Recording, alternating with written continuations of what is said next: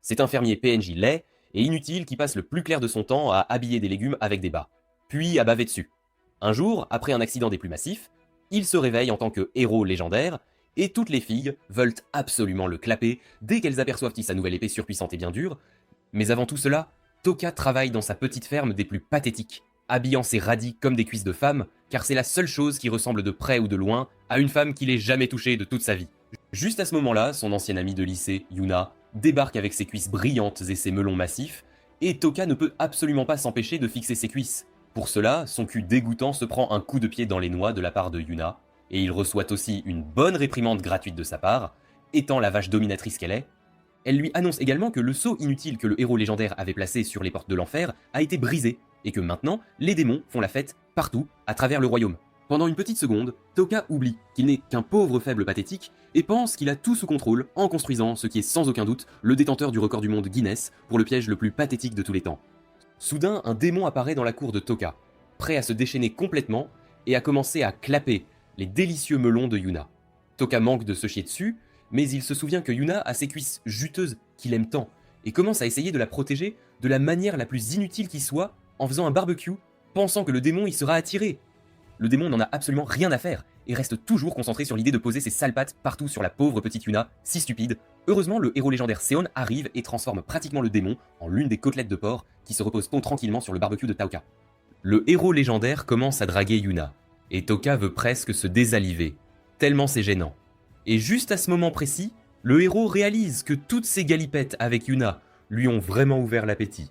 Yuna lui offre ses merveilleux melons, mais le héros est un vrai Sigma et n'en a pas vraiment grand chose à faire, alors il fonce droit sur la saucisse de Toka. En chemin vers le barbecue, le héros oublie complètement comment être intelligent et se transforme en un idiot absolu en marchant droit dans le piège de Toka, se désalivant en un instant. Les villageois, ces tristes bêtas, veulent dénoncer Toka pour avoir désalivé le héros, mais il retrouve rapidement ses esprits et leur dit que le roi finirait par les blâmer eux et que personne ne croirait une histoire aussi stupide et invraisemblable. Il décide donc d'enterrer le héros et d'oublier tout cela. Pendant ce temps, Taoka se croit tiré d'affaire et va se coucher, souhaitant retrouver sa vie de fermier raté. Cependant, le lendemain matin, Toka se réveille et découvre qu'il a un nouveau corps, très dégoûtant et en pleine décomposition, et qu'il ressemble exactement au stupide héros légendaire. Il n'en croit pas ses yeux et se rend immédiatement chez Yuna pour confirmer que tout cela est bien réel. Yuna, étant la petite call girl assoiffée qu'elle est, se déshabille aussitôt, permettant à Toka de se clapper allègrement sur elle, car elle pense qu'il est le héros. Toka est sur le point d'exploser quand Yuna réalise qu'il pue comme une salle de bain après un gros dîner Taco Bell et commence à le tabasser. Le petit Toka, si pathétique, essaie de lui expliquer qu'il est Toka, mais elle ne le croit pas jusqu'à ce qu'il lui révèle un secret que seul lui pourrait connaître. Après avoir établi que c'est bien Toka à l'intérieur de ce corps de héros dégoûtant et en pleine décomposition, il trouve une petite personne étrange et humble à proximité. Il s'avère que c'est Henry, une nécromancienne qui avait promis au héros légendaire de donner son corps à quelqu'un qu'elle jugerait digne au cas où il se ferait désaliver. Elle mentionne également que son cul inutile a failli tomber dans le même piège que Seon, et que cela signifie que Toka est destiné à devenir le prochain héros légendaire et à sauver le monde de tous les démons, qui font la fête un peu partout. Toka essaie de refuser, mais Henry lui fait rapidement comprendre ce que ça fait d'avoir le pantalon rempli de beaucoup de choses, en lui montrant qu'elle a le contrôle total de son ancien corps, qui se repose tranquillement dans un pendentif en forme de cercueil. Alors il accepte, et il décide même d'emmener la stupide Yuna avec eux. En ville, Toka se retrouve entouré de toutes sortes de filles qui veulent clapper ses os en décomposition. En même temps, il obtient une réduction dans chaque magasin où il entre, et il se sent plutôt reconnaissant que son stupide piège ait fonctionné pour désaliver Seon, afin qu'il puisse enfin se trouver quelques bitches. Quelques heures après avoir obtenu une chambre, Henry, Yuna et Taoka se détendent dans une auberge, et Henry explique à la bande que la nécromancie est super illégale et qu'elle pourrait se faire désaliver à tout moment pour l'avoir utilisée. Après avoir réfléchi à ce qu'ils allaient lui faire pour se faire de l'argent, Taoka quitte l'auberge et, encore une fois, tombe sur des call girls de première classe avec des plots juteux qui ne croient pas qu'il soit le vrai héros et veulent vérifier avec leur garde du corps, un vrai 7-Eleven. Le garde du corps reconnaît le héros et lui dit qu'il lui doit un combat. Toka commence à se sentir comme un petit hamster comparé à ce garde du corps, à l'allure de Zangief, et s'apprête à essayer de le combattre avec sa grande épée sacrée. Mais comme il est super inutile, il ne peut pas la faire durcir suffisamment, alors le garde du corps lui met une raclée mémorable avec son corps inutile et en décomposition. Pendant ce temps, Henry et Yuna cherchent des démons à clapper quand elles sont approchées par un type à l'air très sus qui s'avère être Kyle, un autre ancien membre du groupe du héros qui avait réussi à fermer les portes de l'enfer 3 ans plus tôt. Elle lui raconte ce qui est arrivé à Seon, et il est super surpris que son ami se soit avéré être un idiot de génie. Pendant qu'elle lui parle, les habitants de la ville se retournent déjà contre Toka, le dénonçant comme le fraudeur pathétique qu'il est, et exigeant qu'il soit désalivé sur le champ. Heureusement, juste au moment où ils sont sur le point de se déchaîner sur lui, le parfait brodude Kyle apparaît et lui donne une rapide leçon sur la manière de manier l'épée sacrée. Cela ne prouve qu'à moitié à tout le monde qu'il est Séon, car Toka a encore quelques problèmes avec l'épée. Sérieux. Quelques heures plus tard, de retour à l'auberge, la bande réalise que la seule façon de prouver que Taoka est Séon est de le faire participer à une quête et de faire en sorte que son cul inutile désalive autant de démons que possible. Henry donne à Taoka un cristal de nécromancie qui était le cœur des démons, et il finit par montrer que Taoka a autant de mana qu'une banane à moitié pourrie, ce qui explique pourquoi son épée reste molle avec lui. Kyle se dit que le monde est foutu si ce crétin est celui qui est censé le sauver, et insiste pour qu'il prenne plutôt le corps dégoûtant et en décomposition. Après qu'Henry lui ait refusé cela, le beau gosse prétentieux Kyle pointe son épée sur Toka et lui dit qu'il va le désaliver comme un petit poisson pourri. Quand il voit que la sauvage Henry ne lui donnera toujours pas ce qu'il veut, il fait semblant de plaisanter et recule. Ce soir-là, Taoka le pervers se faufile dans la chambre des filles pour récupérer son corps du pendentif d'Henry, mais il ne peut pas résister à ses cuisses juteuses et finit par lui enfiler des bas. Oubliant complètement pourquoi il était même là au départ, Taoka, atteint de démence, sort tout simplement par la fenêtre en se dandinant. Juste à ce moment-là, Kyle saute dans la pièce pour tenter de détruire le pendentif d'Henry et d'effacer le cul inutile de Toka de la surface de la Terre. Heureusement, Henry n'est pas aussi stupide qu'elle en a l'air, et elle avait auparavant jeté un sort sur le pendentif, ce qui envoie Kyle voler à travers la pièce. Il s'enfuit rapidement comme le loser qu'il est, et la pauvre Henry se demande pourquoi diable elle porte des bas. Elle réalise très vite que le seul pervers intéressé par les bas est Toka. Alors Yuna va lui passer un savon mémorable, et le lendemain matin, il ressemble à une pomme de terre qui aurait fait 10 rounds sur le ring avec Mike Tyson à son apogée. Bientôt, il commence la quête de désalivage de démons, et Toka réalise que Kyle, le prince charmant en herbe, n'a pas encore compris que Toka l'avait vu la nuit précédente. Très rapidement, toute la bande finit par atteindre le château où les démons se prélassent, et un grand type chauve avec une double lance, nommé Balarco, se dirige le premier vers le château, seulement pour se faire empaler par un démon aléatoire. Considérant que ce type était censé être super puissant, tout le monde s'est fait dessus et a commencé à courir aussi vite que possible, les seuls restants étant la bande d'inutiles. Après que Toka se soit enfui lui aussi, le démon semble avoir un faible pour la viande pourrie de Toka et lui saute dessus avec une sorte de magie démoniaque de saut de lutte. Kyle se lance dans son numéro de magicien en herbe et il fait un peu de sa propre magie, ce qui se termine avec le démon en morceaux. La bande récupère le cœur de cristal du démon et Yuna le garde avec l'espoir de devenir un tout petit peu moins bête et inutile en utilisant le sort qui est écrit sur le cristal. Taoka veut que l'équipe pense qu'il a aidé, mais ils savent tous qu'il est aussi pathétique que jamais. Tout d'un coup, 1 milliard de démons sortent de la forêt, tous prêts à s'emparer d'un morceau du corps de Toka. Ils se pissent dessus et décident plutôt de tenter sa chance à l'intérieur du château des démons. Après être entrés dans le château, ils sont accueillis par un tas de démons qui se prélassent et attendent des invités pour le dîner. Henry voit des squelettes aléatoires sur le sol et décide de voir ce qu'ils ont dans le ventre, en les ramenant à la vie avec de la magie, et elle jette même un autre sort pour les rendre super forts. Un démon aléatoire a un faible pour les melons de Yuna et crache une sorte de bave violette aléatoire qui fait fondre tous ses vêtements. Toka ne peut s'empêcher de se sentir en phase avec lui, mais heureusement, il retrouve un peu de lucidité post-coïtale et réalise qu'il doit protéger Yuna. Il transforme ensuite son épée sacrée en fouet et l'enroule autour du démon, tout en bavardant avec lui à propos des cuisses juteuses de Yuna, à quoi elle répond en les écrasant tous les deux contre un mur grâce à son nouveau sort. Kyle arrive et assomme Yuna, agissant comme un chevalier blanc. Mais il s'avère qu'il veut en fait juste désaliver le pauvre Toka et s'emparer de son corps maintenant que personne n'est là pour défendre la triste existence de Taoka. Toka commence à jacasser sur le fait qu'il se croit digne et Kyle reçoit aussitôt un coup de pied dans la tête de la part d'une Yuna très légèrement vêtue. Tout d'un coup, le démon pervers est de retour, maintenant sous le contrôle d'Henry, et il semble aimer les deux sexes car il crache la bave violette sur Kyle aussi, l'obligeant à couvrir sa saucisse pour sauver sa vie. Il se met à poursuivre la bande, sa saucisse se dandinant, et finit par se faire piéger par le génial cerveau Toka, qui a construit un faux pont avec son épée sacrée, duquel Kyle tombe tout droit après que Toka ait rencontré de nouveaux problèmes de performance. Dans les jours qui suivent, alors qu'ils sont en route pour voir le roi et lui demander de l'argent, le corps en décomposition de Toka est devenu si puant et dégoûtant qu'il n'avait même plus de peau et n'était plus qu'un squelette effrayant et sinistre. Utilisant ses nouveaux pouvoirs de squelette, il enlève ses vêtements, et essaie de voir les cuisses juteuses de Yuna, ce qui le conduit à être rapidement enterré sous terre. Le pauvre Taoka, avec son QI de 75, essaie de trouver des moyens de se régénérer, mais Henry lui dit qu'il ne ferait que dégénérer s'il devait transférer des âmes dans cet état lamentable. Henry se croit sans valeur et dégoûtante parce qu'elle a aussi un cœur de démon en elle, étant nécromancienne et tout, mais Toka, étant le type bizarre et pervers qu'il est, réussit à la convaincre qu'elle aura un jour des cuisses juteuses et pulpeuses. Et Henry commence nonchalamment à avoir soif de lui, sachant que le roi se ratatinerait probablement et se désaliverait en voyant le héros en squelette. La bande de peintres en herbe décide de peindre un masque censé ressembler au héros sur l'épée sacrée que Toka mettra ensuite sur son visage. Taoka prend enfin son courage à deux mains et demande au roi de leur donner de l'or pour les aider, mais le roi se met à rire parce que le héros original était un homme bon et n'avait jamais demandé de récompense. Le roi lui demande s'il est de retour pour épouser sa fille inutile, Marguerite, à quoi Toka répond en se parlant à lui-même et en devant dire oui, après que le roi ait menacé de combattre sa pauvre personne en train de fondre. Toka, malgré une intelligence du même niveau qu'un réfrigérateur, réalise que Marguerite est la princesse et commence à devenir tout excitée, prête à clapper ses cuisses de princesse.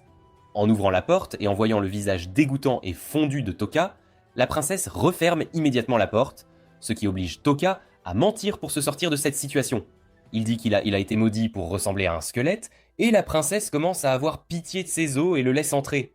Craignant d'être battu à plate couture, Toka accepte d'épouser Marguerite et d'aller à un rendez-vous avec elle au bal masqué qui aura lieu dans quelques jours. Pendant ce temps, Yuna et Henry se promènent en ville, étant leurs selves inutiles habituelles, quand elles rencontrent un type aléatoire à l'allure de Zoro, un peu un télo, nommé Leland, qui dirige un orphelinat.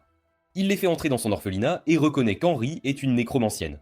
Yuna et Henry inventent une histoire bidon rapide sur le fait de vouloir augmenter leur niveau de mana, et Leland sort en fait des gouttes de première qualité appelées gouttes Soma, qui augmentent temporairement vos niveaux de mana. Elles coûtent 100 000 000, ce qui est le genre d'argent qu'aucune de leurs fesses fauchées ne verra jamais de toute leur vie. Heureusement, Leland semble être incroyablement bizarre et attiré par les filles à l'air humble, alors il demande à Henry de se déshabiller. Yuna, étant la call girl, en quête d'attention qu'elle est, lui montre instantanément ses canons massifs.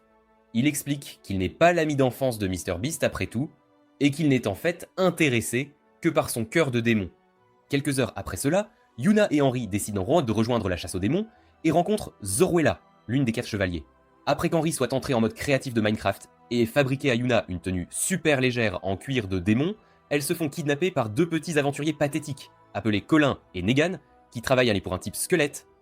De retour dans la chambre de Marguerite, elle rend le Toka dégoûtant et l'est à nouveau génial en lui peignant un tout nouveau visage.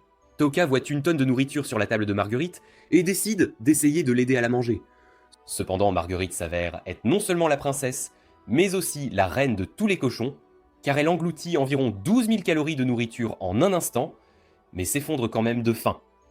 Taoka manque de mourir de choc, et le garde de la princesse, Isaac, entre et commence à battre son pauvre cul, disant qu'il lui avait déjà dit il y a 3 ans que la princesse souffrait du mess, un syndrome où une personne doit manger comme un énorme cochon parce que son mana ne veut pas s'accrocher à elle. Heureusement, quelques minutes plus tard seulement, les serviteurs apportent encore 17 000 calories de nourriture pour que la princesse les aspire comme un aspirateur avec des melons. Elle se transforme aussi en un gros chungus, ce qui n'empêche pas le pervers Toka d'admirer ses cuisses. Après avoir mangé, Marguerite doit aller voir un médecin, ce qui pousse Toka à ficher le camp et à chercher Henry et Yuna.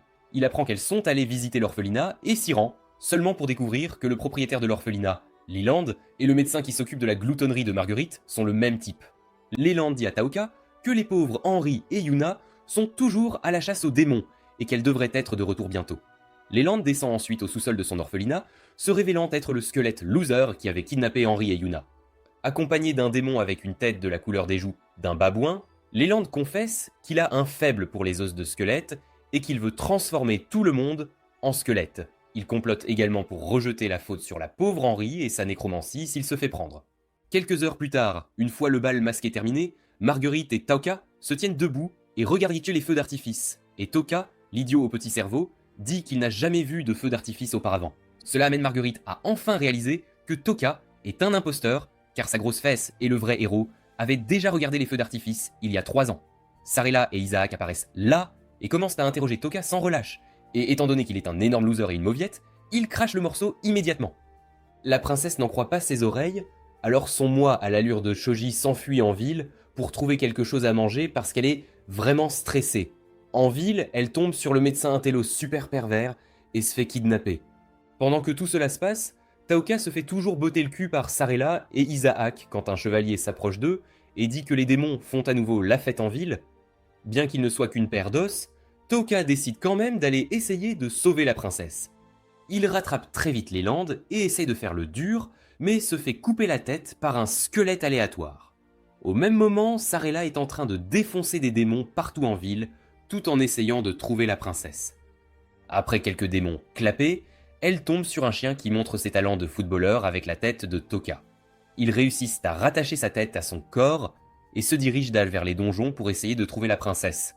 Isaac révèle sa tragique histoire et comment il a été celui qui a transformé la princesse en une énorme cochonne en l'entraînant à devenir la meilleure mariée de l'univers. Pendant que tout cela se passe, Yuna est toujours dans les donjons dans sa tenue légère. Colin essaie de faire le pervers avec elle, mais Yuna lance son sort et transforme ce type en une sorte de Monsieur Patate. Tout d'un coup, Yuna défonce le mur et rejoint Sarella, Toka et Isaac. Ils vont secourir la pauvre Henri qui a fait une énorme flaque autour d'elle à cause de tout le mucus qui coule de son nez. Pendant ce temps, le squelette, Leland, donne à la princesse un dialogue de méchant ennuyeux, expliquant qu'il a un cristal nécro sur la tête, ce qui permet à son plus grand rêve humide de se réaliser, et il peut voir le monde entier comme des squelettes au rayon X. Il veut transformer tout le monde en squelette parce qu'il sait que la discrimination est un grand non-non, et que tout le monde n'est en réalité qu'un squelette en dessous. Il procède ensuite à la révélation des melons massifs de la princesse à tout le monde, mais est immédiatement arrêté par toute la bande. Taoka essaie de le frapper, mais étant donné qu'il est aussi fort qu'un hamster de taille moyenne, il se casse son propre bras. Cependant, Yuna, la Hulk en herbe, arrive et fusionne Leland avec le mur. Après que Taoka ait mis la main sur le masque de Leland, il réalise que son mana de merde lui permet de voir tout le monde de manière très clawless. Leland voit qu'il est sur le point d'être pulvérisé par Yuna. Alors il commence à s'enfuir. Malheureusement, Leland révèle qu'il possède un autre cristal nécromantique et commence à lever des squelettes qui se mettent à agir de manière sus et à enlever les vêtements de Yuna. La bande doit maintenant commencer à courir parce que Taoka et ses niveaux de mana inutiles ne peuvent protéger personne. Quand ils sortent enfin du donjon, ils réussissent à se cacher grâce aux tactiques de grand cerveau de Toka, qui a trompé le squelette bizarre en utilisant des raisins comme fausse piste de sang. Il donne à la bande un peu de lore sur Toka et dit qu'il s'est retrouvé seul dans la guerre, il y a 3 ans, après la mort de ses parents, et la bande en conclut que c'est là qu'il a acquis ses compétences astucieuses. Isaac dit alors que les fluides corporels de la patiente d'Enmei peuvent donner un boost de mana temporaire à quelqu'un, et le pervers Toka est le premier en ligne pour avoir du jus de princesse sur le visage, quelle qu'en soit la source. Malheureusement pour elle, elle n'a pas pleuré depuis 1 milliard d'années, et elle ne transpire pas vraiment non plus, alors l'urine est la seule solution. Juste au moment où l'urine de Marguerite est sur le point d'atterrir sur le visage de squelette dégoûtant de Toka, il saute du sol, réalisant que Leland n'est pas réellement un vrai nécromancien. Pendant que cette situation très perverse se déroule, l'idiot de Leland suit toujours la fausse piste de sang de raisin, mais même lui finit par retrouver ses esprits et réalise qu'il est en train d'être trompé. La bande comprend qu'il va envoyer son armée de squelettes, Simp, pour les attraper et qu'il restera sans défense, et décide de le frapper directement. Cependant, Toka est toujours plus faible qu'un Tamiya, alors Leland arrête facilement son attaque. Au lieu de cela, il révèle son cristal, et Yuna se transforme en Hawkeye et détruit son cristal avec sa flèche, tous les types squelettes tombant désalivés sur le champ. Juste à ce moment-là, le démon roux qui se prélassait au sous-sol revient, tenant le corps brisé de Sarella. Il a immédiatement des yeux pour la plantureuse Marguerite et lui lance un regard laser intense. Mais heureusement, Toka se jette sur elle et parvient à la sauver, perdant la moitié de son crâne dans l'opération. Yuna affronte le démon avec ses cristaux nécros, mais elle ne peut pas lui faire beaucoup de dégâts car sa tenue légère n'est pas si puissante. Elle supplie Henri de ramener Taoka dans son corps, mais celle-ci explique que son esprit est si faible qu'il dégénérerait immédiatement. Le démon s'intéresse à de modestes fesses nécros, alors il attrape Henri et la serre à en perdre le souffle jusqu'à l'évanouissement. Il s'apprête à s'en prendre à Marguerite, mais le gigachat Isaac se jette devant elle, et Yuna continue de botter les fesses du démon. La pauvre princesse inutile essaie toujours d'uriner sur Toka, mais elle n'y arrive pas car elle est trop pudique pour uriner, et Toka, à moitié mort, lui fait un discours réconfortant et émouvant qu'elle trouve si triste qu'elle finit par pleurer toutes les larmes refoulées de 10 longues années, et le mana faiblard de Toka monte en flèche, et il retrouve son allure séduisante et pleine de vitalité. Le démon n'en croit pas ses yeux et se moque de Toka, le bombardant même de son stupide rayon laser, mais Toka le dévie avec son bouclier d'épée sacré, comme si de rien n'était. Puis, en bon pervers qu'il est, Toka transforme l'épée sacrée en une cuisse massive et joue à un jeu de tap-taupe avec le démon inutile. Pendant ce temps, deux individus louches et mystérieux nommés Diego et Friedrich se détendent dans une tour et il s'avère que ce sont eux qui contrôlent le démon. Quelques heures plus tard, de retour au château, Isaac devient le directeur de l'orphelinat, étant donné que le pervers aux cheveux verts, Leland, est maintenant prisonnier dans les cachots. Marguerite devient aussi un peu moins inutile et peut maintenant arrêter d'être une grosse cochonne tout le temps parce que son désordre a été guéri en se transformant en Takemichi et en pleurant comme un bébé. Elle donne ensuite à la bande ses gouttes de soma restantes que le pauvre et inutile Taoka peut utiliser pour augmenter son triste niveau de mana de légumes. Le roi cesse d'être un avare de première et donne à la bande sa calèche enchantée et il commence le voyage. Tout le monde pense que la princesse Marguerite a dû être laissée derrière parce qu'elle est toujours super inutile, mais elle a en fait un tour de passe-passe astucieux et s'est faufilée dans la calèche en laissant son double au château. Heureusement, quelqu'un a décidé de vérifier le coffre de la calèche, quelques jours après le début du voyage, pour découvrir la pauvre Marguerite, presque morte de faim. Plusieurs jours après le début du voyage, la bande réalise que le niveau de mana faiblard de Taoka est toujours super inutile, et qu'il est toujours entièrement dépendant des gouttes de soma pour survivre. Après qu'Henri passe en mode homme des cavernes et décide de faire d'un oiseau qu'elle a trouvé en un délicieux dîner, il découvre que l'oiseau porte en fait un message de Sarella. Le message dit qu'après leur bataille avec le démon à l'arrière-train de Babouin, une forme astrale a été vue retournant dans une tour et qu'il devrait aller vérifier. Taoka entend cela et leur ordonne de lui renvoyer une lettre disant « Elle plus ratio » parce qu'il ne veut absolument pas s'écarter de leur route. Quelques heures plus tard, les filles décident que Toka est super dégoûtant et n'a aucune manière à table, alors elles l'emmènent dans un restaurant de Busan pour lui apprendre à être un vrai Sigma. Après qu'Henri et Marguerite se soient disputés pour lui et que Taoka ait failli atteindre l'extase, les filles vont à une source thermale et discutent plus en profondeur de ce qu'elles pensent de Taoka. Quand Yuna va se changer, elle trouve le visage effrayant de Toka regardant ses cuisses et lui crache des flammes, lui disant qu'elle blâme son existence inutile de ne pas avoir été là pour elle quand cela comptait le plus et court dans la ville dans une tenue très légère. En ville, elle réalise qu'elle est entourée d'un tas de types très étranges, à l'air pervers, qui s'avèrent être des zombies. L'un d'eux la mordant même, Toka la rattrape juste au moment où elle s'évanouit de la morsure, ce que Toka, étant le pervers le plus inintelligent de la planète, comprend comme un moment pour aller jusqu'au bout avec elle. Les zombies continuent de les poursuivre, mais tout à coup, le type aux doubles lances, Balarco, apparaît et dit à Toka qu'il ne les aidera avec les zombies que s'il admet qu'il est une horrible et dégoûtante fraude. Toka est assez impuissant, alors il accepte, et Balarco se débarrasse des zombies comme d'un tas de nuisibles. Pendant ce temps, Henri et Marguerite sont toujours au spa, et maintenant même, le spa est envahi par un tas de zombies pervers, et elles doivent tous se frayer un chemin pour s'en sortir. Juste à ce moment-là, Taoka leur ramène Yuna, et ils vont tous au manoir du maire pour voir ce qui se passe en ville. Le maire et un tas de gens sont de grosses mauviettes et se cachent dans le manoir. Et le maire ne cesse de jacasser sur le fait que le manoir est l'endroit le plus sûr du monde et que les murs sont impossibles à franchir. Taoka et la bande franchissent les murs sans problème et commencent à chercher des survivants. Dans la cour du manoir, ils trouvent les deux inutiles crétins, Colin et Negan, qui travaillaient pour les Landes, et Colin commence à manquer de respect à la pauvre Yuna stupide qui est totalement inconsciente, ce qui conduit Toka à le faire fusionner avec un mur voisin.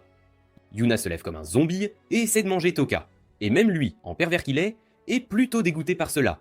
Alors Henri la possède et parvient à la calmer. Tout le monde au manoir du maire est assez stupide, alors ils réussissent à leur mentir en disant que Yuna a simplement attrapé un rhume. Quelques minutes plus tard, la bande réfléchit à ce qu'elle devrait faire avec Yuna. Aemri a possédé son corps, ce qui est suffisant pour tenir le sort zombie à distance, mais elle ne peut pas maintenir le sort pendant qu'elle dort, alors elle a une idée et Taoka se porte volontaire pour que son âme soit transférée dans le corps de Yuna. Comme son niveau de mana est toujours d'une faiblesse record, il devra continuer à prendre des gouttes de soma pour garder le contrôle du corps de Yuna. Après être entré dans son corps, Taoka trouve immédiatement un miroir pour regarder ses cuisses pulpeuses, ce qu'il voulait depuis le début. Après que Marguerite l'arrête, Toka, en pervers à l'esprit vif, propose un autre plan. Aller prendre une douche à la place, ce qui se termine avec les filles lui bandant les yeux et lui lavant le corps.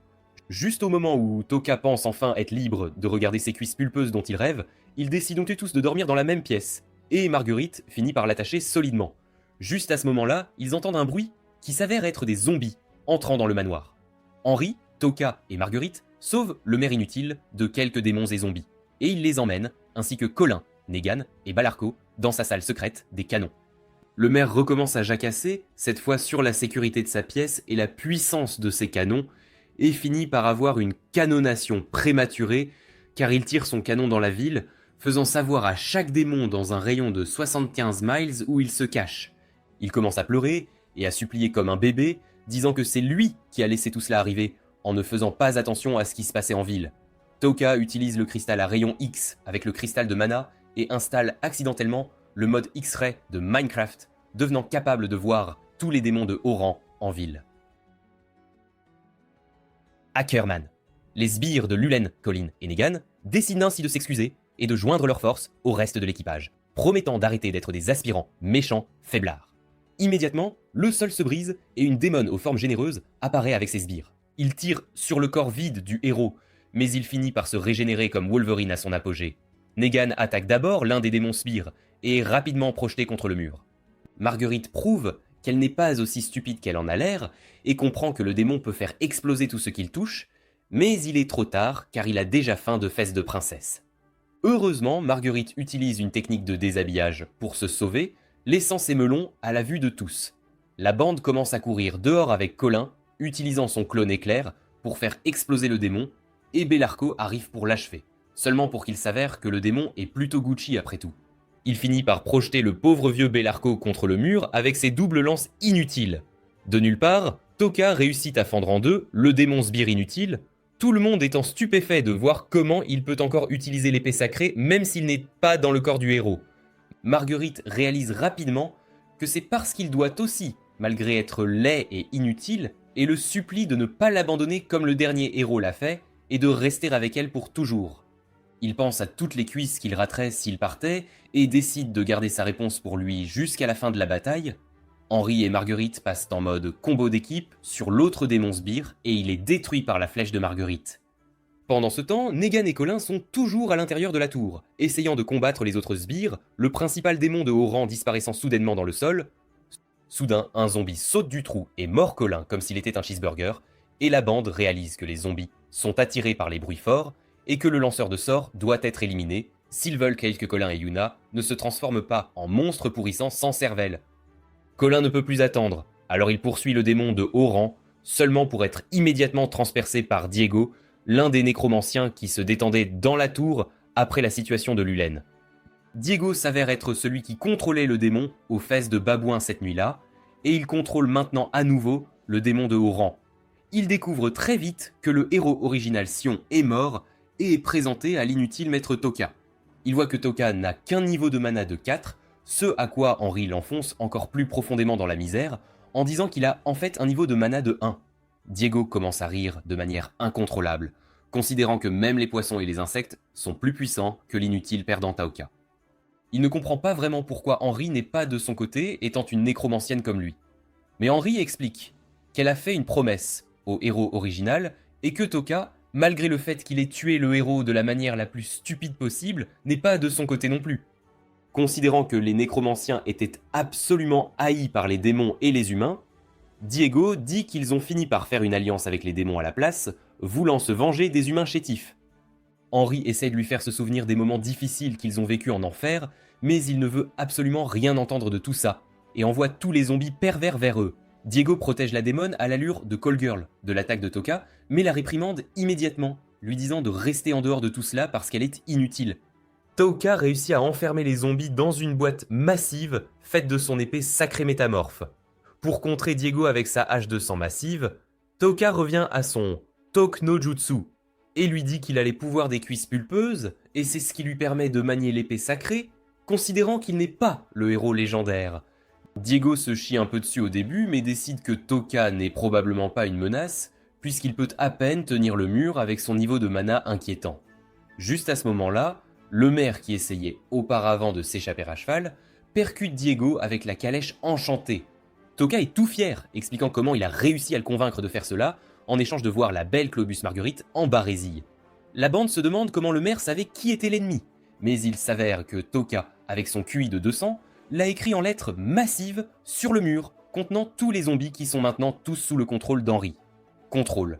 Il pense que la bataille est terminée, mais le pénible Diego sort des décombres indemnes. Heureusement, à ce moment précis, Mélie Yunis, une autre aspirante héroïne légendaire, et aussi la sœur cadette de Yuna, apparaît avec son groupe et son père Fury. Le père de Yuna s'avère être un pervers encore plus grand que Tokka, ne se concentrant que sur les melons au lieu des cuisses. Le groupe commence à attaquer Diego en équipe avec le père de Yuna, perdant même leur concentration et admirant plutôt les canons du démon ennemi. Mais même après cette attaque massive, Diego est totalement indemne. Il leur dit que le sort, jeté sur les habitants, transformera tout le monde en démon en 24 heures, et qu'à ce moment-là, même tuer le lanceur de sort ne servira à rien. Il passe alors en mode perdant et s'envole sur un démon volant. La guérisseuse du groupe de Mélie va soigner le pauvre et pathétique Colin, mais cela ne servira à rien, à moins qu'il ne puisse tuer le lanceur de sorts à temps. Colin commence à fantasmer sur Tokka, disant qu'il est le combattant le plus fou qu'il ait jamais vu, et lui donne tous ses cristaux et sorts, restant derrière avec Negan pour attendre le retour de la bande. La bande se sépare du maire pervers, qui part rapporter tout à la capitale et voir s'ils peuvent obtenir de l'aide à temps, d'une manière ou d'une autre, et la bande se dirige vers Ulvania, la ville natale de Yuna et Tokka, qui a été absolument réduite en cendres par les démons il y a 3 ans. Dans la calèche, tout le monde se présente, et la bande réalise que Fury était l'un des 4 chevaliers, jusqu'à ce qu'il fantasme tellement sur les Bezungas de Ceruella qu'il a été expulsé du château. La jeune mage et la jeune guérisseuse se présentent aussi, la guérisseuse étant Shannon, et la mage étant trop endormie pour se présenter correctement, remettant à la bande un morceau de papier qui dit que son nom est Dorothy. Il s'avère que Dorothy faisait autrefois partie du groupe de Séon, et Tokka commence à s'inquiéter de ce qu'ils feront une fois qu'ils découvriront que Séon est en fait super mort. Fury essaie même de parler au corps du pauvre vieux Séon, mais Tokka lui dit que Séon a fait vœu de silence parce qu'il se sentait inutile et restera silencieux jusqu'à ce qu'il ferme à nouveau les portes de l'enfer. Mélie remarque que quelque chose ne va pas avec sa sœur et Tokka ment effrontément en disant qu'il a commencé à déteindre sur elle. Ce à quoi elle se met en colère, pensant qu'elle veut le lui voler, même s'ils avaient déjà accepté de se marier il y a longtemps. Tokka reçoit des regards très dangereux d'une Marguerite très jalouse et il explique qu'il a promis d'épouser Mélie quand ils étaient super jeunes si elle le battait 100 fois au combat, et elle a réussi à le battre à plate couture à chaque fois. Fury dit alors qu'il déteste le petit cul pervers de Tokka qui aime les cuisses, et ordonne à Tokka, qu'il prend pour Yuna, de rentrer chez lui après tout cela, comme le vrai père crétin qu'il est. Juste à ce moment-là, il tombe sur un énorme rocher, sur la route, ainsi qu'une quantité folle de démons et une femme les regardant depuis une falaise. Fury et Dorothy montent sur le toit de la calèche, tout arrogants, prêts à affronter les démons, mais un énorme démon araignée saute sur la calèche. Shannon réussit à les faire déraper hors de cette situation et les emmène sur une route super étroite, seulement pour qu'ils tombent dans le piège préféré de Tokka, une fosse dissimulée. Tout le monde se chie dessus à propos de l'atterrissage, mais le giga-chat de Tokka transforme son épée sacrée en un oreiller doux, et tout le monde survit sans encombre. Amri blâme le pauvre vieux Tokka pour la fosse, mais il la rassure en disant que ce n'est pas lui qui l'a construite. Très vite, Mélie devient assez méfiante quant à la façon dont Yuna peut utiliser l'épée sacrée, et Tokka s'en sort rapidement en disant que c'est aussi l'un des pouvoirs du héros légendaire, de pouvoir donner le pouvoir d'utiliser l'épée sacrée à n'importe qui autour de lui. Une fois sorti de la calèche cassée, il voit qu'ils sont entourés d'un brouillard très épais. Mélie sort son épée sacrée de pacotille et dissipe tout le brouillard immédiatement. Immédiatement après avoir impressionné tout le monde, son QI chute au niveau d'une bûche et elle court droit dans un piège. Le brouillard revenant aussi rapidement, elle est rapidement attaquée par un démon très pervers puisqu'il lui enlève la moitié de ses vêtements. Ils se mettent dos à dos et réalisent que ce doit être un brouillard magique qui peut même cacher la présence du lanceur de sorts ainsi que des démons qui s'y détendent, à l'affût de quelques melons. Pendant tout ce temps, la lanceuse de sorts aux cheveux violets et aux melons massifs les regarde du bord de la falaise, se frottant les mains en pensant que tout se passe comme elle le souhaite. De retour au sol, des démons commencent à apparaître et à très rapidement éliminer chaque membre du groupe, avec seulement Tokka et le corps de Yuna laissé en vie, forcé de se cacher sous un rocher, comme la mauviette qu'il est. La femme aux cheveux violets ne peut plus se contenir et est sur le point d'atteindre l'extase, alors elle descend avec ses armes de destruction massive pour porter le coup final à Tokka. Tokka fait la chose la plus lâche de toute l'existence, et abandonne l'épée sacrée pour sauver son existence inutile et dégoûtante. Tout à coup, un démon aléatoire poignarde le démon de la machine à brouillard, et la femme aux formes généreuses perd la tête. Il s'avère que toute la bande est vivante, et tout cela était un stratagème que Tokka a inventé en observant la femme avec son cristal de mana. Il explique qu'ils ont facilement contré les démons avec Amri les possédant pour avoir l'air mort, pendant qu'ils attendaient que la femme impatiente vienne pour qu'ils puissent la vaincre.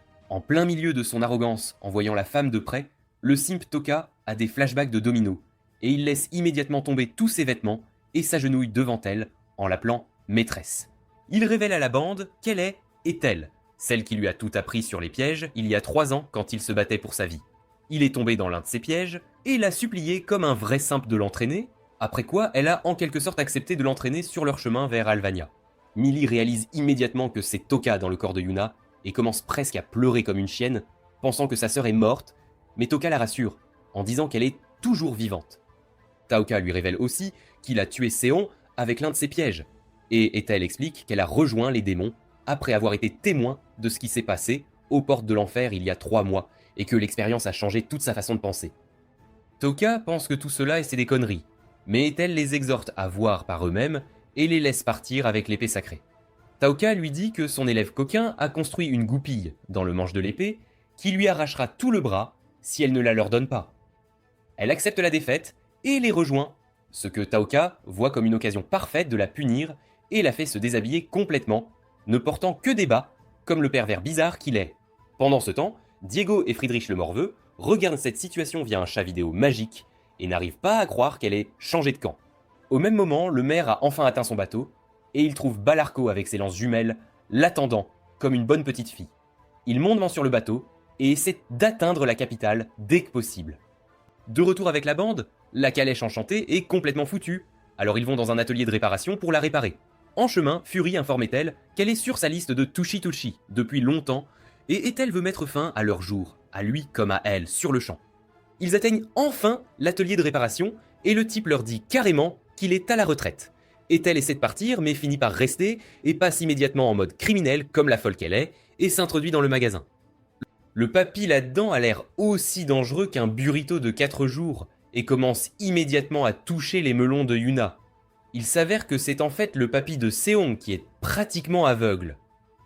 Après avoir versé du thé sur la tête de tout le monde au lieu des tasses, son vieil aveugle leur dit que les réparations sont un peu plus difficiles et prendront quelques jours, mais Marguerite décide de passer en mode super intello et d'étudier des livres pour pouvoir aider à le faire plus vite. Toker se souvient que Millie ne leur a jamais donné le grand déballage d'informations sur pourquoi elle se dit aussi la héroïne légendaire, et elle dit que son épée sacrée est en fait l'une des 4 épées fabriquées par l'homme. En considérant que les principaux démons appelés généraux infernaux sont immunisés contre tout sauf les épées sacrées, Ethel lui dit qu'elle prouvera être une vraie héroïne si elle parvient à tuer les généraux infernaux avec son épée. Après cela, Ethel leur donne du thé ennemi et dit que les 4 démons necromanciens, qui sont leurs plus grands ennemis, ont en réalité les corps infernaux en leur possession. De surcroît, ils devront combattre environ 1 milliard de démons dans moins de 24 heures pour sauver Yuna pauvre et les habitants du village. Toka, bien qu'un monstre colossal et un salaud, a le cœur net sur le sauvetage d'Yuna, comme il le faisait il y a 3 ans, ce que Millie découvre également. Taoka explique rapidement la folle affaire des zombies d'Yuna, et Millie veut à nouveau se battre contre lui. Mais Toka dit que tout sera beaucoup mieux que 3 ans auparavant, quand le héros devait les sauver, car il n'est pas aussi inutile et il a aussi une bande de potes très puissants. Finalement seul, Taoka s'enfonce dans la forêt et commence à mettre les belles cuisses d'Yuna dans des bas, devenant le numéro 1 des garçons mous du monde, mais il est frappé sur la tête par une main très rouge. Immédiatement après cela, Toka se retrouve 10 ans en arrière avec son père qui l'utilise comme balle de football. Il se demande comment il est arrivé là, sachant qu'il n'a touché que les cuisses d'Yuna, et conclut que c'est ce qui doit arriver quand il touche ses belles cuisses, car il ne l'avait jamais fait auparavant. Il pense que c'est une excellente opportunité, étant donné qu'il aura 1 milliard de jours pour réfléchir à un plan avant de revenir dans le présent. Pendant ce temps, il se souvient qu'il est toujours un monstre colossal et sort une paire de bas de nulle part pour en mettre sur quelques filles au parc aléatoirement. Très vite, il réalise que toute personne qu'il ne connaît pas bien agit et se comporte comme un grand PNJ. Après avoir commencé à réfléchir un peu, Taoka comprend que c'est en réalité le jour où il rencontre Yuna pour la première fois, alors il va dans la forêt pour la trouver. Après l'avoir trouvée, le petit monstre rusé a une idée brillante, comme l'idiot qu'il est, de manipuler la pauvre vieille idiote Yuna et de la transformer en amoureuse stalker de son adulte. Yuna s'enfuit et il se faufile dans les buissons pour découvrir une Yuna pleine croissance nue dans son lit, assez effrayée. Yuna emprunte quelques de ses vêtements et il réalise que c'est en réalité un monde de mémoire et que seul le perdant Toka peut réagir avec les gens parce que c'est son esprit détraqué après tout. Après avoir vu plein de choses étranges comme la tête d'Isaac sur le corps de Sarella, il réalise Danny que Yuna est ici, car elle partage son corps en même temps. Ce qui était quelque chose que Toka a voulu faire depuis qu'il avait 4 ans. Taoka finit par avoir une cervelle et essaie de se rendre quelque part qu'il n'a jamais été et trouve une grande muraille blanche qui le mène davantage vers l'avenir après qu'il saute à travers, comme l'idiot qu'il est. Après avoir sauté plusieurs fois dans l'avenir et entendu Yuna dire qu'elle regrette de ne pas l'avoir envoyé balader lorsqu'il partait il y a 3 ans, il arrive au jour où sa mère est dévivifiée. Il va jusqu'à elle et elle réussit à lui donner une lettre pathétique écrite par la timide Yuna avant qu'il ne parte. Ils avancent rapidement à travers plusieurs jours ennuyeux de Toka et arrivent à celui où il est blessé, sur lequel il dit que rien de grave n'est arrivé. Yuna réalise qu'elle était une grande salope pour lui et commence à s'excuser et à pleurer comme une fontaine, disant qu'elle ne savait pas tous les malheurs qu'il avait traversés et qu'elle l'avait pris pour granted. Elle dit que sa tante désolée écoutait toutes les conversations dans le monde réel et qu'elle a entendu comment il est revenu pour la sauver il y a 3 ans et qu'elle se sent vraiment désolée de toujours avoir eu soif de héros alors qu'un Sigma était là tout le temps. Taoka garde son Sigma calme et dit que c'est bien le héros qui l'a sauvé, et ajoute que ce jour-là était en réalité celui où il a lu sa lettre, ce qui l'a tellement irrité qu'il a simplement dû rentrer chez lui. Taoka tente de flatter l'idiote Yuna en espérant qu'elle lui permettra de toucher à nouveau ses belles cuisses, en disant qu'en réalité, c'est elle qui l'a sauvé tout ce temps. Juste à ce moment, un démon de haut rang apparaît et dit à Toka qu'il est las de son constat lord, et qu'il est sorti pour révéler que c'est lui qui fait tout cela, et qu'il va le dévivifier car il ne semble pas pouvoir voir Yuna. Taoka continue de sauter à son moment le plus fort afin de vaincre ce démon insupportable et se retrouve en train de demander à Seon et Kyle de l'aider, ceux-ci lui disant soit de se faire dévivifier maintenant ou de simplement alterner les mémoires.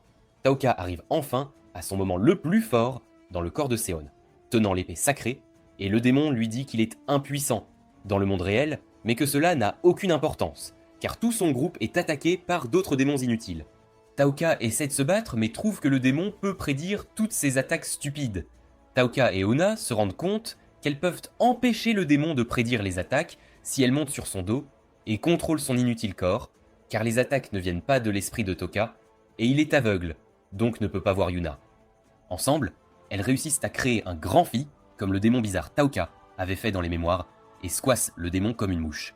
Dans la capitale, alors que Ceruella est en colère face à la réponse L+ de Toka, un mage magique révèle qu'il a envoyé une équipe d'hommes magiques inutiles pour essayer de prendre en charge Diego Emo Wanabe et le nez enflé. Après que Toka et Yuna aient enfin quitté le monde des mémoires, le perdant Toka arrête de se comporter comme un perdant et décide qu'il va certainement sauver Yuna. Il peut maintenant la voir dans le monde réel, dans sa forme de melon fantôme nu, et tout le groupe vient vers eux en disant qu'ils ont battu les démons faibles et que le chariot était presque réparé et prêt pour le voyage à continuer. Avant cela, Taoka a encore un niveau de mana d'un hamburger moitié mangé, donc il doit sortir de son corps d'Yuna pendant un moment. Le Wannabe Henry Bass se met en mode Sherlock et déduit que la raison pour laquelle Toka peut encore voir Yuna fantôme est qu'il y a une connexion entre leurs âmes en raison de tout le temps qu'il a passé dans son corps. Ils ne peuvent pas vraiment décider quoi faire avec le corps d'Yuna, donc ils la jettent dans le coffre du chariot, toute chaînée. En même temps, l'équipe magique rentre dans la tanière de Diego et Friedrich, et ils commencent à se battre, réussissant immédiatement à couper la tête de Diego de son corps faible grâce à un sort de sang et la puissance du général infernal. Diego, cependant, passe en mode caché et la recolle grâce à du sang magique et la puissance du général infernal, car il en a un dans l'une de ses petites boîtes de cercueil, où se trouve aussi le corps original de Toka. Il quick-summon le général infernal et finit par balayer l'équipe magique, laissant le principal mage sidéré et marqué pour la vie, en regardant avec son chat Vidéo Magique. Tandis que cela se passe, le maire et Balarco arrivent, et le maire est en grande détresse post-traumatique et de chagrin face à la façon dont il a été une grande salope envers les gens de sa ville, mais ils l'ont toujours respecté. Le roi comprend que la situation est assez confuse, donc il demande même le légendaire Wanabe Nunu Seon pour l'aider, et il accepte, pensant seulement à obtenir sa petite revanche contre Toka. À la réparation, Fury et Toka finissent par trouver un langage commun, avec Fury insistant que Toka accepte qu'il est le règne des melons, ce qui étant le démon bizarre qu'il est, n'est absolument aucun problème pour Toka. Grand Papy Aveugle est un bon technicien, car il construit un système de transmission ultra avancé pour que tout le monde reste en contact. Bien qu'il soit aveugle, il peut voir Yuna et ses melons très clairement, donc il lui construit un maillot de bain minuscule, en cuir de démon, qui transmet du mana pour qu'elle puisse le porter. Ils commencent à avancer et disent au revoir au grand papy aveugle qui continue de se référer à Toka comme Séon, malgré les centaines de fois qu'ils lui ont dit ce qui est arrivé à pauvre Séon naïf. Quand ils partent, grand papy dit qu'il sait ce qu'il voit et demande au déjà très mort Séon de les protéger, montrant qu'il y a une âme cachée dans l'épée sacrée. Ethel veut partir à nouveau, mais le roi Sigma Toka réussit à la culpabiliser pour qu'elle reste encore une fois. En même temps, Kyle Bellarco Isaac et Sarella discutent de la mission en route pour l'aider, avec Kyle arrogant toujours super fixé sur dévivifier pauvre Toka, et il insulte Bellarco à chaque pas. Plusieurs heures plus tard, lorsque le chariot enchanté atteint les ruines où le démon melon se cache, Millie la jeune idiote se motive et dit à Toka qu'elle veut une Yulvania libre, où Yuna et Taoka peuvent juste se détendre comme dans les vieux jours. Taoka dit ensuite à Eiffel et à ses gros melons qu'ils suivront le plan. Ils sautent hors du chariot à côté d'elle et accueillent les tonnes de squelettes et de démons qui sont près des ruines, et d'un coup, la vieille mégère capricieuse Ethel surgit et dévivifie Toka sur place.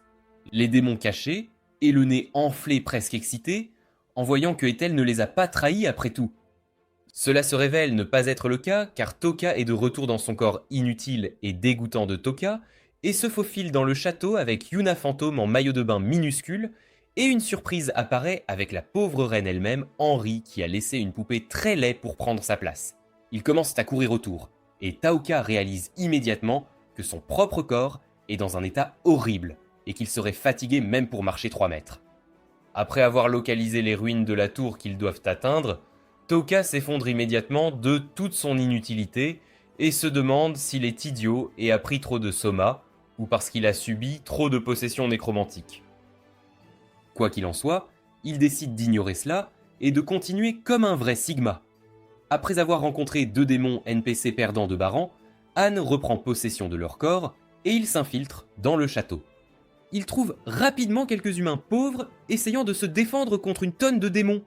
Toka l'idiot a une excellente idée, et met un bandana rouge et prétend être un démon de haut rang, en disant aux autres démons que ce qui compte dans la vie sont des filles en sous-vêtements et qu'ils devraient faire les aventuriers se déshabiller plutôt que les dévivifier ou les manger. 2 démons faibles commencent à adorer Toka et ses idées stupides et le ramènent directement à leur reine Adèle, la même démonesse qui a lancé le sortilège, pour la sauver. Taoka, le wannabe Naruto, utilise à nouveau le jutsu du discours et persuade la démonesse reine de toucher Front. Et en tapant son front avec un cristal, il la met instantanément dans un sommeil léger. Malheureusement, le nez enflé Friedrich ne va pas laisser cela se produire et ouvre un portail, coupant Toka en 2 avec son démon inutile et l'épée sacrée. Henri ne parvenant qu'à le ramener à son corps laid et laid. Il se rapproche d'Henri et sa basculotte devient sa sœur plus jeune. Les démons extérieurs sont alertés par le fait que Toka est à l'intérieur, donc sachant qu'ils sont des maîtres masochistes, Marguerite, la princesse minuscule et déshabillée, se déshabille. Marguerite et Millie, la héros wannabe qui les démons ont déjà déshabillé, commencent à courir autour avec les démons, les poursuivant comme une diversion massive pour que Toka puisse rester aussi sûr que possible. En même temps, Toka essaie de convaincre Friedrich que c'est meilleur que Diego Emo caché, et qu'ils devraient encore s'inquiéter des innocents malgré toutes les horreurs qui leur sont arrivées 3 ans auparavant. Le nez enflé dit qu'il s'inquiète pour les innocents, mais plus pour voir satisfaire son objectif étrange de faire tomber tout le système de gouvernement. Il commence à raconter à naïve petite Henri qu'elle est froide et calculatrice, et elle presque croit le trou du cul parce qu'elle se souvient qu'elle n'a pas pleuré quand le héros stupide a été dévivifié. Elle lui dit que Taoka n'a rien fait de mal, qu'il était toujours là pour elle, et que la promesse au héros vaut plus pour elle qu'un stupide frère méchant. Cette adorable famille joyeuse est interrompue par le fou Diego qui déchire le mur en chevauchant son immense général furieux. Il prouve qu'il est aussi stupide que l'amour de sa vie cachée quand il donne au nez enflé des conseils et lui dit simplement de dévivifier pauvre Henri parce qu'un corps dévivifié ne peut pas lui défier. Le général furieux est un monstre gluant et ne peut s'empêcher de dévorer la démonesse reine, après quoi Toka stupide commence à remercier Diego, ne réalisant pas que le général furieux de Diego a absorbé sa reine et qu'ils doivent maintenant dévivifier cette masse massive, ainsi que Diego lui-même, s'ils veulent sauver la pauvre Yuna pathétique à temps. Tandis que cela se passe, Marguerite et Millie sont presque en prison, car elles ont pratiquement fait un striptease avec presque tous leurs vêtements, en courant à travers le monde entier pour fuir ces démons. Donc Fury, Dorothy et Shannon décident de les aider, avec Fury ayant d'abord besoin de se calmer, car il était aussi dans la foule, poursuivant Marguerite nue et sa propre fille. Dans quelques minutes, ils ont déjà balayé tous les démons, se concentrant ensuite sur pauvre Tokka, qui court autour avec Henry, cherchant ce qu'il doit faire maintenant qu'il ne possède plus son épée, car le nez enflé ne l'a jamais rendu. Tokka parvient à convaincre le nez enflé de croire l'histoire de l'épée éclair et lui rend son épée, arrangeant un combat équitable sur la ruine de la tour, avec Imo et son ami furieux, promettant de ne pas se battre comme des sales gosses. En même temps, Ethel commence à posséder de plus en plus de démons. 1 minute après leur combat, Tokka redevient sale gosse et active un piège qui fait tomber Diego, qui possède son ami furieux, par terre. Sur place, Ethel attend avec 1 milliard de démons possédés, et ils lui zappent tous avec le même sort d'éclair. Friedrich essaie d'intervenir, mais le corps de Sian est également possédé et le jette à moitié du château, comme les Bidgeyas. Taoka possède le corps du héros et va essayer de terminer Diego. Il prend une autre gorgée de soma, car il est pratiquement accro, et saute dans un trou, générant une épée massive qu'il pense finalement vaincre Diego. Après le saut, il réalise que la pointe de son épée dure est toute ridée et cassée.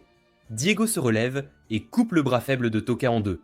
Il le réattache avec du mana magique, et Diego révèle que Vertex, le géant furieux, a du magie d'absorption, et que aucun attaque magique ne peut atteindre son corps furieux. Taoka ne sait pas quoi faire, car les seules choses qui peuvent dévivifier les généraux infernaux sont les épées sacrées qui sont magiques, donc elles sont inutiles en ce moment. Il demande à Henry si elle a vu comment Xian a dévivifié les généraux la dernière fois. Mais sa version inutile lui dit qu'elle ne l'a rencontré qu'après qu'ils étaient dévivifiés.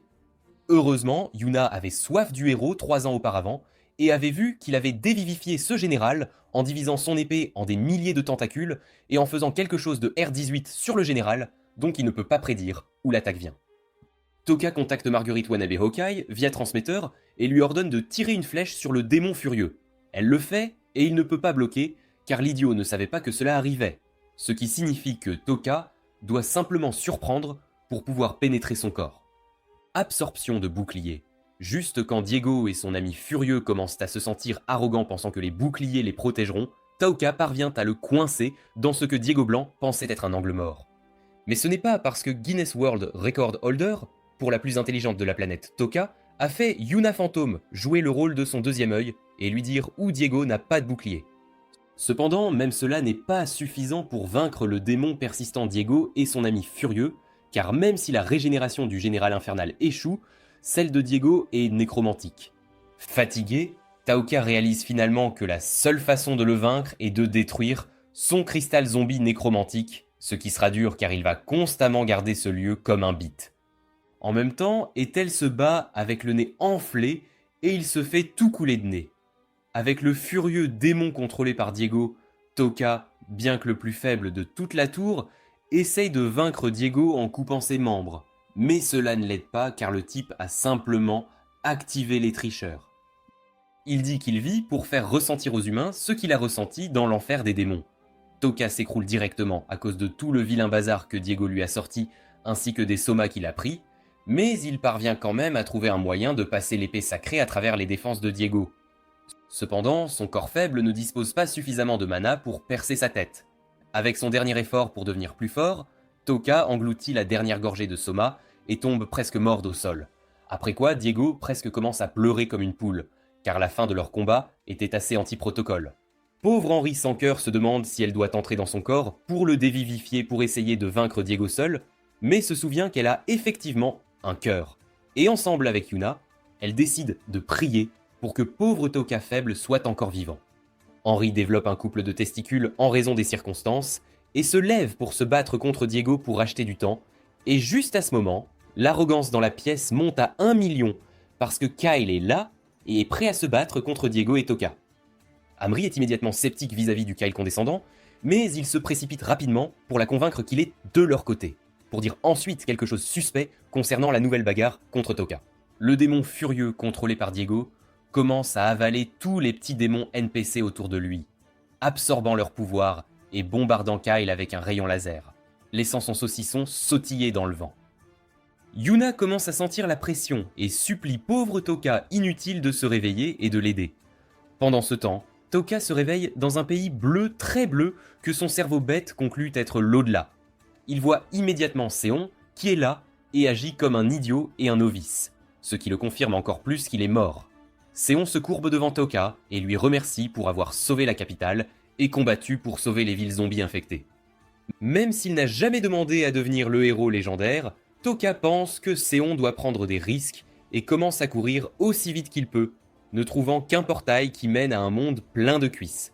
Seon lui dit que c'est le portail vers son monde des rêves et qu'il peut choisir d'y aller si lui et ses penchants pour les cuisses le veulent. Pauvre Toka faible veut toujours sauver Yuna et il reçoit un énorme coup de pouce d'énergie quand Seon lui dit qu'il est toujours vivant et que ce monde est celui où les épées sacrées rassemblent les héros légendaires et qu'il est tombé ici par accident. Toka devient pratiquement fou sur place quand Seon lui dit que l'épée a été dupée en pensant qu'il était aussi un héros légendaire et qu'il est maintenant l'élu. Seon lui montre la sortie et le fait choisir entre son monde idéal de cuisses juteuses et le monde réel, et Taoka décide que sa soif pour Yuna est plus importante que de simples cuisses juteuses au hasard.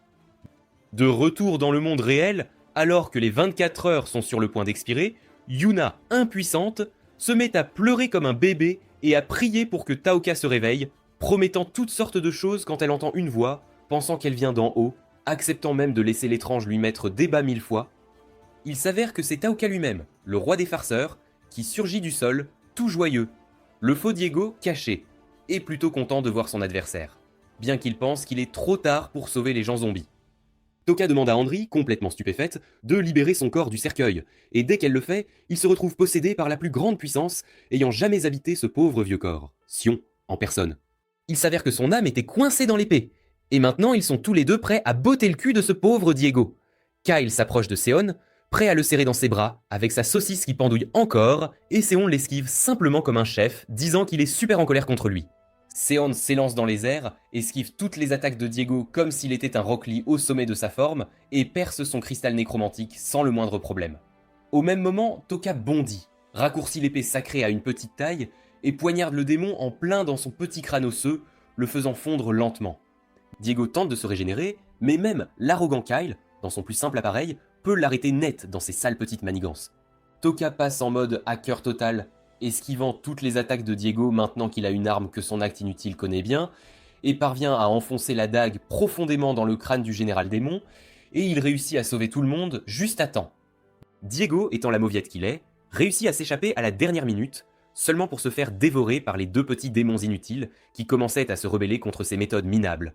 Tout le monde est super content que Toka ait enfin cessé d'être un fardeau inutile pour tous, et ait eu des couilles pour faire quelque chose de vraiment utile. Malgré tout cela, Yuna ne veut toujours pas laisser ses pulsions dégoûtantes prospérer et le laisser faire des choses louches à ses cuisses. Quelques heures plus tard, alors que la bande fait une énorme fête au château, le maire veut toujours sa part de Margarita juteuse, dévêtue et en bas. Elle essaye de faire en sorte qu'Isaac la protège, mais il est lui aussi assoiffé d'elle et la poursuit avec le maire. Yuna et Millie ont de douces retrouvailles de sœurs inutiles, mais c'est vite interrompu quand Yuna doit aller secouer quelques salopes qui collent à Toka. Yuna, tout d'un coup, est vraiment à fond sur Taoka, et le lui dit même, le laissant toucher ses cuisses. Oui, oui, oui. Taoka, cependant, étant l'idiot qu'il est, gâche cette chance en s'énervant que le héros soit aussi là via l'épée sacrée et jette l'épée par la fenêtre, ruinant complètement l'ambiance. Non, non, non, merde, putain. Immédiatement après cela, Yuna se rend à une source chaude pour une clarté des cuisses post-orgasme et parle à Marguerite, et elle réalise qu'elles sont toutes les deux amoureuses de Taoka. Marguerite dit aussi que, dorénavant, leurs têtes de nœuds vont être rivales pour nul autre que l'absolu pervers amateur de cuisses. Amri, l'humble au cœur froid, se joint à la conversation et dit qu'elle est aussi assez à fond sur Toka et veut rejoindre la rivalité. Juste avant de partir, Seon dit à tout le monde exactement quoi faire, sachant que le monde entier a failli partir en vrille, en son absence, quand des perdants inutiles ont dû être ceux qui le protègent. Il dit à Toka d'aller sceller les portes de l'enfer et qu'il pourra les rejoindre au combat là-bas. Mais avant cela, étant donné que Toka est encore à peu près aussi fort qu'un de ses radis qu'il déguise bizarrement, Kyle et Dorothy doivent le prendre sous leur aile et trouver le sage qui l'aidera à augmenter son misérable niveau de mana. Cela nous amène à la fin des folles aventures de Toka en tant que héros légendaire. Merci d'être resté jusqu'à la fin, vous êtes une légende absolue. Commentez, pouvoir des cuisses, ci-dessous, pour nous faire savoir que vous avez apprécié. Aimez, abonnez-vous, et cliquez sur l'écran pour regarder d'autres de nos vidéos passionnantes. Jusqu'à la prochaine fois, restez géniaux. Restez Annie Geek.